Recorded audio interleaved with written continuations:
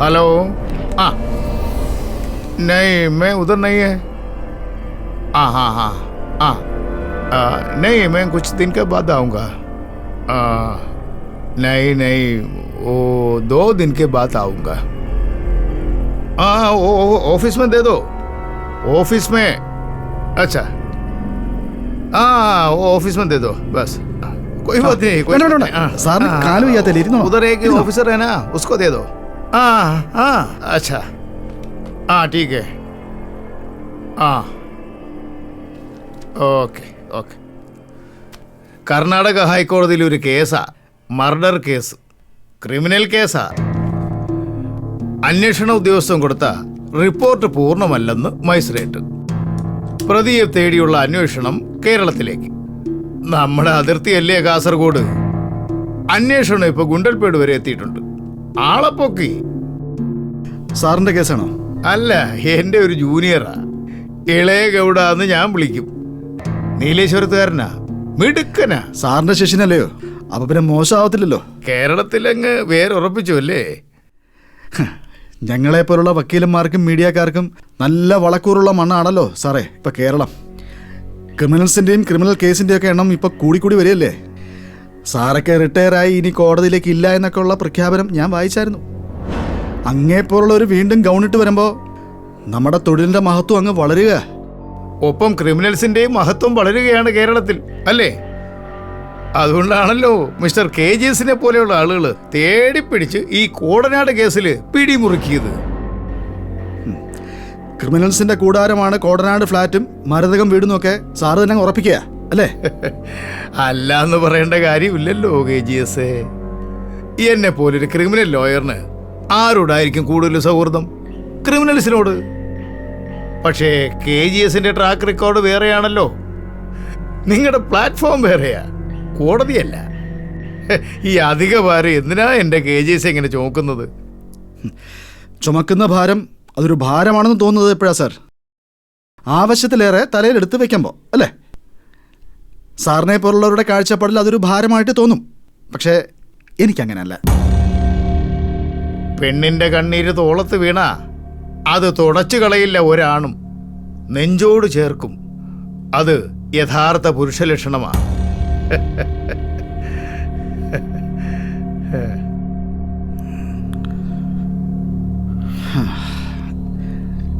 ഇപ്പോ ഞാനും ആൻസി വർഗീസുമായിട്ടുള്ള ബന്ധം നല്ല രീതിയിൽ സാറ് വ്യാഖ്യാനിച്ചു. അതാണ് ഇപ്പം പറഞ്ഞ ഈ വാക്കുകളിൽ നിന്ന് ഞാൻ മനസ്സിലാക്കിയത്. നന്ദിയുണ്ട് സാർ. ആൻസി വർഗീസ് KGSന് വെറും ഒരു ക്ലയന്റ് മാത്രമല്ല എന്നെനിക്ക് മനസ്സിലായി. അല്ല, അതിനപ്പുറത്തേക്ക് മനസ്സിലാക്കേണ്ട കാര്യം സാറിനില്ലല്ലോ. അല്ല, അവരുടെ പൂർവ്വ ചരിത്രം അറിയേണ്ട കാര്യം എനിക്കില്ല. പക്ഷേ ഈ താടിയും മുടിയൊക്കെ അങ്ങ് നരച്ചെങ്കിലും മനസ്സിന് നല്ല പച്ചപ്പാ. ആൻസി വർഗീസിന്റെ വീഡിയോ ഞാൻ ഡിലീറ്റ് ചെയ്തിട്ടില്ല. ഭാര്യ മരിച്ചിട്ട് എത്ര വർഷമായി സാറേ? അത് 2012. അതിനുശേഷമാ കേസിന്റെ എണ്ണം കുറച്ചത്. എന്തിനാണെന്നൊരു തോന്നൽ. ഇങ്ങനെയുള്ള വീഡിയോ കണ്ടോണ്ടിരിക്കാലോ.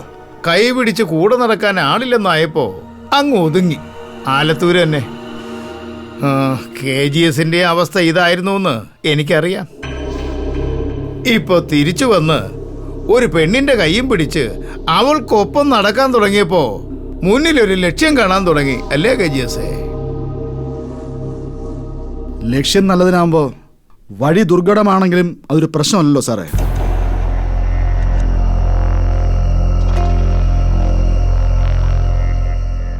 ചായ കുടിക്കേ? സർ ചായ. എനിക്കുണ്ട്.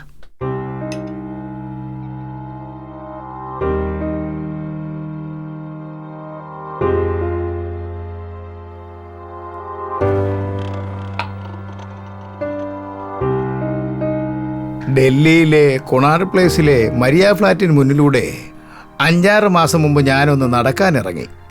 എൻ്റെ ഒരു റഷ്യൻ കൂട്ടുകാരി മിസ്സസ് മാർഗരറ്റിനോടൊപ്പം ഒരു ഈവനിങ് വാക്ക്.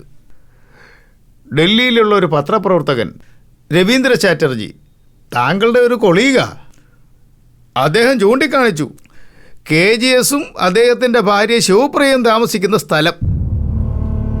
ഒരു നിമിഷം ഞാനവിടെ നിന്നു. പിന്നെ പടി കയറി 2ാം നിലയിലെ തൻ്റെ ഫ്ലാറ്റിൻ്റെ മുന്നിൽ വന്ന് നിന്നു. നമ്മൾ തമ്മിൽ കാണാനുള്ള യോഗം ഇപ്പോഴാ ഉണ്ടായതെങ്കിലും ഉള്ളിൽ എവിടെയോ കിടപ്പുണ്ടായിരുന്നു KGS എന്ന പുലി. സാർ എൻ്റെ ചരിത്രം എല്ലാം പഠിച്ചു അല്ലേ? ഒന്നും പഠിക്കാതെ തന്നെ പോലുള്ള ഒരാളെ തേടി വരുമോ? സാർ ഒരു മെസ്സേജ് അയച്ചിരുന്നെങ്കിൽ ഞാൻ വെയിറ്റ് ചെയ്യുമായിരുന്നല്ലോ. അപ്പോയിൻമെന്റ് ചോദിക്കാതെ വന്നത് എന്തിനാണെന്നല്ലേ അതിന്റെ അർത്ഥം? അങ്ങനെ വേണമെങ്കിൽ കരുതാം. നമ്മുടെ പോലുള്ള വക്കീലന്മാർക്ക് ഒരു മെത്തേഡ് ഉണ്ടല്ലോ KGS. അനുവാദം ചോദിച്ച് എന്നാൽ കാത്തു നിൽക്കേണ്ടി വരും. നാടൻ ഭാഷയിൽ പറഞ്ഞാൽ അങ്ങ് ഇടിച്ചു കയറുക. KGS ഇതൊക്കെ അല്ലേ ചെയ്യുന്നത്. ഇങ്ങനെയൊക്കെ തന്നെയാണ്. പക്ഷെ മറ്റുള്ളവരുടെ മനസ്സും മൗനമായിട്ടെങ്കിലും ഒന്ന് ചോദിക്കും. കോംപ്രമൈസ് ആണോ സാറേ? കോടതിക്ക് പുറത്ത് ഒരു സെറ്റിൽമെന്റ് നമ്മുടെ സ്ഥിരം ഭാഷയല്ലേ. ഇവിടെ നമുക്കത് വേണ്ട. നമുക്ക് ടേംസ് ആൻഡ് കണ്ടീഷൻസ് ഒന്ന് മാറ്റി പിടിച്ചാലോ? ഓഫർ എങ്ങനെയാ സാർ? താൻ വെറും വക്കീലല്ലോ, മീഡിയ പേഴ്സണാലിറ്റി. ചുറ്റും CCTV ക്യാമറയ്ക്ക് നടുവിലാണ് നമ്മൾ ഇരിക്കുന്നതെന്നും എനിക്കറിയാം. ഇവിടെ മൊഴിയുന്നതൊക്കെ അക്ഷരം പ്രതി റെക്കോർഡ് ചെയ്യുന്നുണ്ടെന്നും എനിക്കറിയാം. നാളെ ഒരിക്കൽ കോടതിയെ തെളിവായി പ്രസന്റ് ചെയ്യാൻ നമ്മുടെ ഈ മീറ്റിംഗ് ഉപയോഗപ്പെടും. എനിക്കറിയാം. തീർച്ചയായിട്ടും. സാറ് വന്ന സ്ഥിതിക്ക് ഞാനും ഒന്ന് പ്രിപ്പയർ ആയിരിക്കണ്ടേ? അങ്ങ് ഗേറ്റ് മുതൽ നമ്മൾ ഈ ഇരിക്കുന്ന സ്ഥലം വരെ സാറിൻ്റെ ശബ്ദവും ഭാവവും അപ്പടി ഒപ്പിയെടുത്തോണ്ടിരിക്കുക.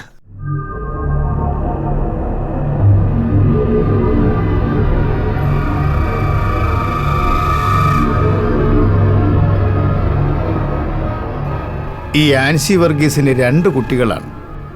അച്ഛനും അമ്മയും സെപ്പറേറ്റ് ആയി പോയെങ്കിലും മക്കളുടെ മനസ്സിന് ആ സെപ്പറേഷൻസ് ഇല്ലല്ലോ. നാളെ ആ കുഞ്ഞുങ്ങളെ 2 പേരെയും സംരക്ഷിച്ച് ഒരു നിലയിലെത്തിക്കേണ്ടത് ആൻസി വർഗീസിന്റെ അനന്തന്റെയും ബാധ്യതയാണ്, അവരുടെ കടമയാണ്. ആ കുട്ടികളെ ഓർത്തൊരു കോംപ്രമൈസ്. എല്ലാ കേസും പിൻവലിക്കണം അല്ലേ? അങ്ങനെയാണോ സാർ ഉദ്ദേശിക്കുന്നത്? ചോദിക്കുന്നത് തരാൻ തയ്യാറായി നിൽക്കുമ്പോൾ അങ്ങ് വഴങ്ങിക്കൊടുക്കുന്നതാണ് നമ്മളെപ്പോലുള്ളവരുടെ ബുദ്ധി. ആൻസി വർഗീസിനെ KGS ചതിക്കുന്നില്ല.